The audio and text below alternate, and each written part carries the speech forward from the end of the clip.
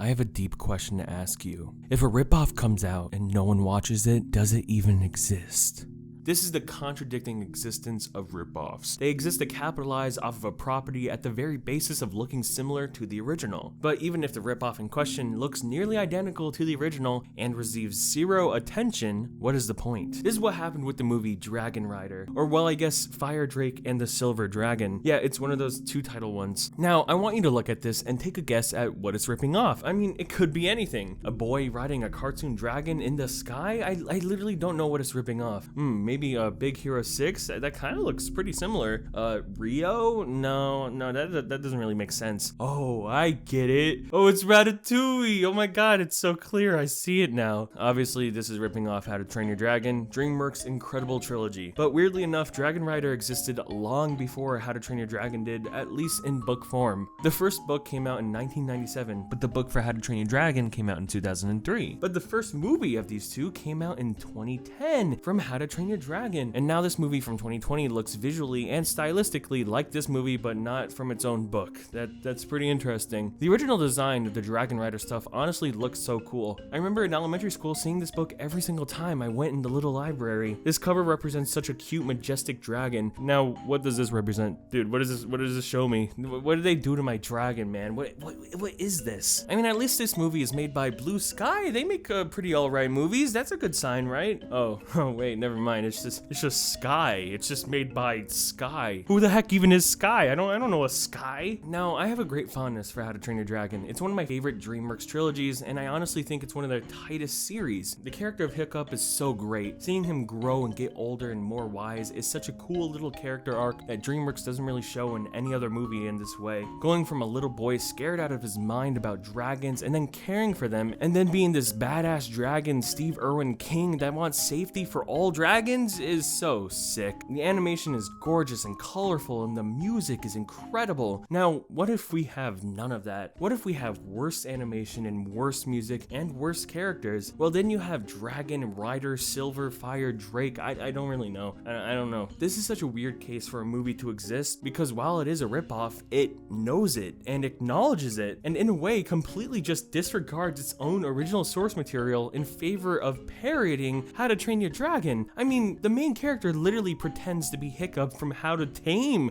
Your Dragon. I'm not kidding. It's so bizarre. From what I could gather, the original book is this magical fantasy tale about finding a safe haven for dragons so humans don't hurt them. But here, I don't know, it's like set in Los Angeles, modern times, and it's an awkward comedy that doesn't really know what to do with itself. The movie even stars Patrick Stewart as the villain. Good for him, I guess. That's a very easy paycheck. I love that man. But you know what's not an easy paycheck? Doing YouTube for a living. And that's why this video is sponsored by AtlasVPN. Created by top cybersecurity specialists to make the internet accessible and secure for everyone, AtlasVPN has more than 6 million users worldwide. That's more than 6 million people using AtlasVPN to encrypt their data and protect their online identities. AtlasVPN is great for allowing you to access libraries on streaming services from many different parts of the globe. You can use AtlasVPN on a multitude of devices, and encrypting your data is as easy as pressing this button. Boom, all of your info like your IP and DNS address are safe and secure from weirdos on the internet. AtlasVPN even provides a 30-day money-back guarantee for all subscriptions, which is pretty dope. I genuinely think that using AtlasVPN is great for accessing so many different parts of Netflix that I just can't here in America. It opens up thousands of titles that I don't have access to on my own Netflix that I can watch from parts all over the globe. You can sign up for AtlasVPN using my special link in the description, which will get you a subscription for just $1.99 a month for a 3-year subscription. That's literally less than $2 a month for 3 years just by clicking the link in my description. Thank you to AtlasVPN for sponsoring this video.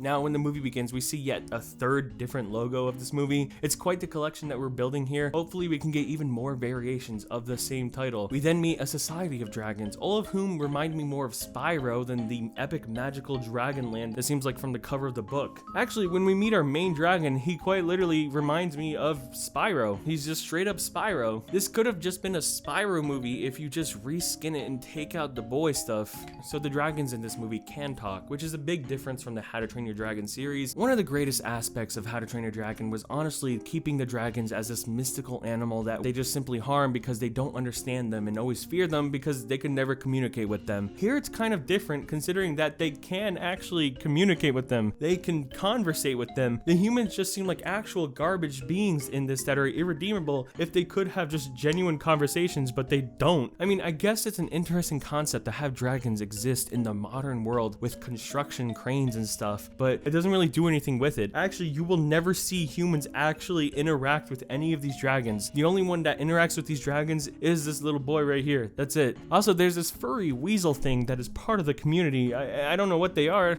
I hate them. I hate how they look. These designs are disgusting and they look smelly. The main dragon and the furry thing head off to Los Angeles down below, where we get jokes about the internet. All-knowing oracle that lives there.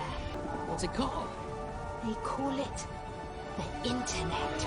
We then meet our main kid, Tom Holland. Tom Holland is a little thief that ends up at the movie premiere of How to Tame Your Dragon. Wow, that's such a cool movie. I would love to watch that. Oh my god. They even have an off-brand DreamWorks named Fireworks. Wow. Dude, I just don't get it. I don't get it. You acknowledge that you're ripping off something, but make fun of it yourself. Why? You're not doing anything else but that. Like, this is where the creativity ends for you. So why are you even doing this? Okay, so in this universe, they have a movie called How to Tame Your Dragon, and in their world, they have actual dragons, but they hate dragons, but they make movies about loving them? Okay.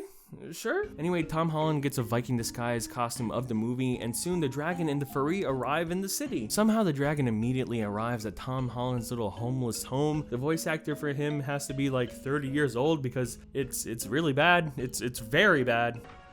Yeah, I'm him. I'm a dragon rider. Oh, he's a dragon rider, dude. He's a dragon rider, dude. That's the thing. That's the name of the movie. Dude, he's riding the dragon. Oh my god, he's a dragon rider. He trained, tamed the dragon. Let's go. Soon they reach a little safe area away from the city where we also meet some dwarfs. Wait, what? Dude, this world makes no sense. You got Los Angeles over here and Lord of the Rings a mile away. You're telling me that no one ever hikes up these mountains? People hike up Hollywood Hills all the time. You think that they're gonna hike up to Dragon Mountain, man? I mean, even 3 feet away, there's some mystical castle from Dark Souls. Like, what's going on? What's going on here? Okay, so in this country, we got LA, Dragonland, and Dark Souls all in the same state. This place makes no sense. It's crazy. We then meet the villain, who is a robot dragon with a tiny elf that uses a computer. Why is this dragon made of metal? I don't know. It looks evil, I guess. As you can see, there isn't really much that is actually related to How to Train Your Dragon anymore. So I have no idea why they constantly referenced it and marketed it as such. It could easily be its own weird-ass world, so why not just be that? The evil metal dragon hates normal actual dragons and sets off to kill our main dragon and Tom Holland for some reason, but they escape and end up in Egypt. Okay, in Egypt there's a bird dinosaur that they fight, and there's even a Muppet and a Puffle from Club Penguin. Dude, this movie has it all. What the heck? Oh, and here's the best part of the movie. We get some SeaWorld Christian ass montage music, man.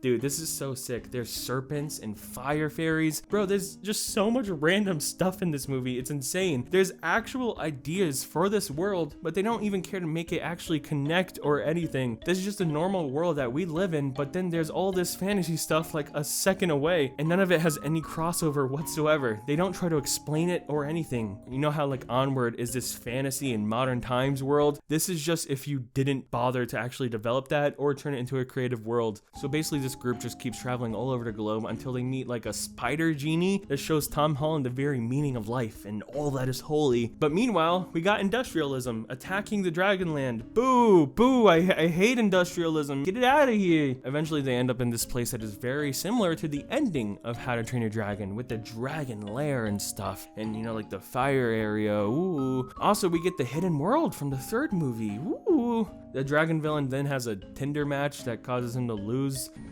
Oh my. Brandon Lena. what? And then soon the dragon community plans to attack all of the humans down in Los Angeles before they take their land. But Dragon and Tom Holland show up and say, hey, don't worry guys, we don't have to hurt them. We found a special place where we can all just go instead. So basically the moral of the story is just let the humans take over your land because you can go somewhere else, you know? Wait, what, really? You got like a small metaphor for environmentalism, but you kind of just say, so what? So what? We could just go somewhere else. And you literally just relocate the dragons somewhere else. Okay, sure. Yeah, okay, whatever, man. This horrific imagery of industrialization approaching your doorstep of your beautiful land is fine because there's a magical land you could just ditch off to instead. What a story. What a great story. Eventually, Tom Holland is adopted by a random scientist that they met, and he has a family and lives alongside other creatures. Yeah, okay, sure, whatever. And that's Dragon Rider. This is such a weird case for a ripoff that I can't really even explain. They have parodies and references to its own source material that it's ripping off, but has no reason to. It could easily tell its own generic story without having to include anything like this. There's nearly an endless supply of weird creatures and species that pop up almost every 30 seconds, but there's no explanation for any of them existing. To quite literally avoid having to flesh out or explain why this fantasy world exists alongside modern life, they just don't. They just don't explain any of it and completely remove all fantasy and place it somewhere else. Wow, so amazing. And then there's this actual animated credits that you would see on like a nice movie on the big screen, and they're pretty cute. So why is it in this movie? This movie just feels so fake and disconnected. It's sad. This kind of ripoff honestly just hurts me because it feels like there's potential here. The environmental design is actually pretty good for something like this. With some better writing, character designs, and voice acting, this honestly could be pretty decent, but it just doesn't bother to. It doesn't bother to actually become its own movie and would just rather capitalize off of something else in the weirdest way. I don't think absolutely a single soul looked at this and watched it over How to Train Your Dragon. There's just no reason to. Dragon Rider, you are disappointing for all of the wrong reasons. Anyways, thanks for listening.